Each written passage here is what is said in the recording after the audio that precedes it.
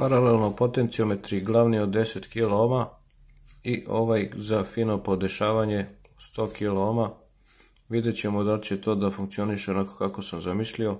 Po merenju otpora funkcioniše. Evo da vidimo samo.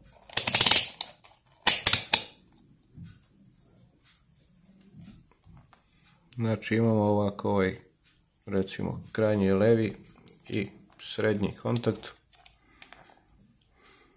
Povećavamo, znači sve funkcioniše u redu do kraja i on ima sad nešto manje od 10 kOh, pošto su paralelno ovi otpornici, uvijek će bude manje od 10 kOh ako imamo neki paralelno otpornik, u ovom slučaju promenljivi.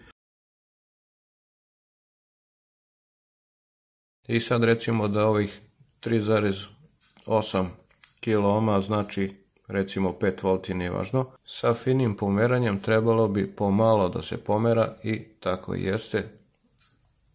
Dakle, precizan napon. Sad možda je 100 kOh malo, vidjet ćemo eksperimentalno, ali rekao bi da je ok, evo pomeram ga skoro ceo krug i ne menja se previše otpor. Sem ako ne dođemo u krajnji položaj, onda je tu onda kratak spoj i ode na nulu. Dakle, samo da ne koristimo u krajnjim položajima i to je sve super. Ima i način kako to da se reši, ali neću dolazim toliko u detalje. Dakle, ovo za sad na Unimeru deluje će da radi.